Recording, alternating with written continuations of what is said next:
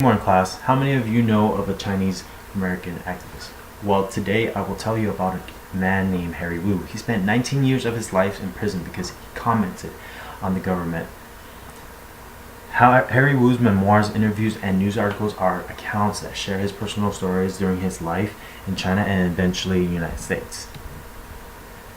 I will talk to you about Harry Wu's upbringing and his time in the labor camps and how he became an activist for human rights during his foundation. Let us talk about Wu's early life. According to Thomas Buska, in an interview with Wu, Wu came from a very well-off family. His father was a banker and his mother was from another well-off family. Wu said, My youth was a life of peace and pleasure. All of that changed in his teenage years when the Communist Revolution was led by Chairman Mao Zedong. According to an interview with Anthony C.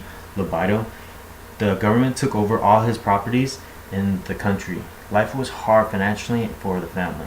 Wu eventually went to Beijing College of Geology for his studies. During his time in college, a campaign ran by the Communist Party called 100 Flower Bloom encouraged students to attend and participate. The Communist Party invited Wu to attend the meeting and encouraged to speak his mind. This was where Chinese were supposed to blossom. He made a small comment about the Communist Party and how they should change their privilege and status, and the 1956 Soviet invasion of Hungary is a violation of international law. After this event, he was labeled as a counter-revolutionary rightist. The revolution was the current Communist Party, and Wu actively attacked it. Wu explained that the 100 Flower movement was a strategy to find who are counter-revolutionaries and suppress them. He was arrested and was taken to a camp. No court or no judge. We have talked about Wu's early life into college, where the government saw him as a counter-revolutionary rightist. Now let us talk about his time in camp imprisonment. He was taken to a Laogai camp. A Chinese word, Laogai is a Chinese word for reform through labor. He was sentenced to life of re-education through the labor camps.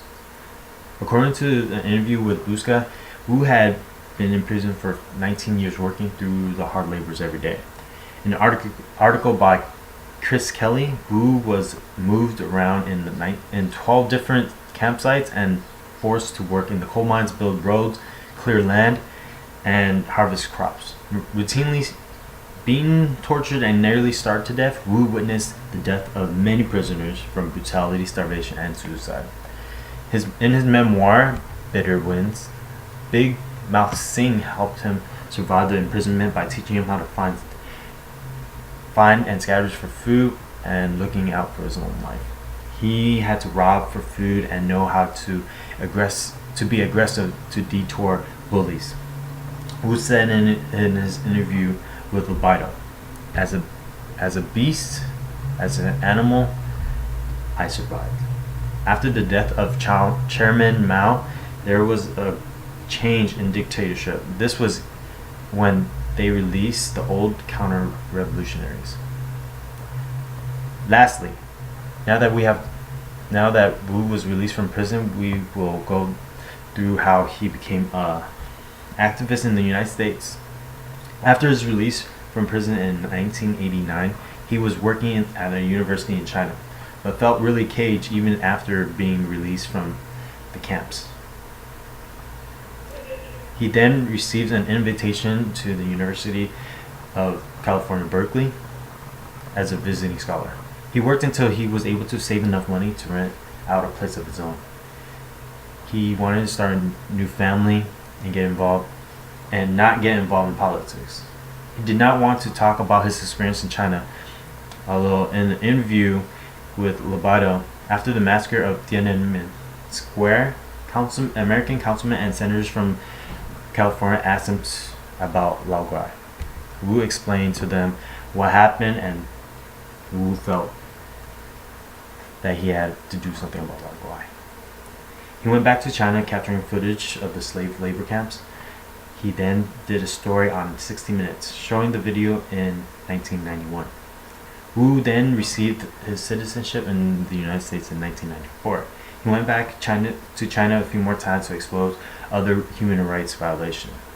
In an interview with Buska, on the fourth trip to China in 1995, Wu was captured and was charged with stealing state secrets and sentenced for another 15 years.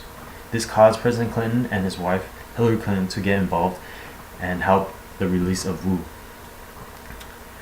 After 66 days in jail, Wu was released and was sent back to the United States.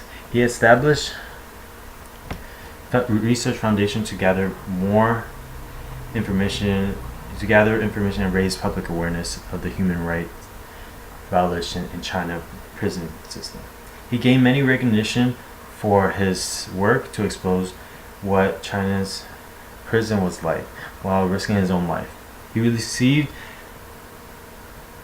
Freedom Award from Hungarian freedom fighters and Martin Ennell for human rights defenders, to name a few. And the Lao Guai Research Foundation website, they also raise awareness about using executed prisoners for organ transplant. The one child population control, and even China's internet censorship.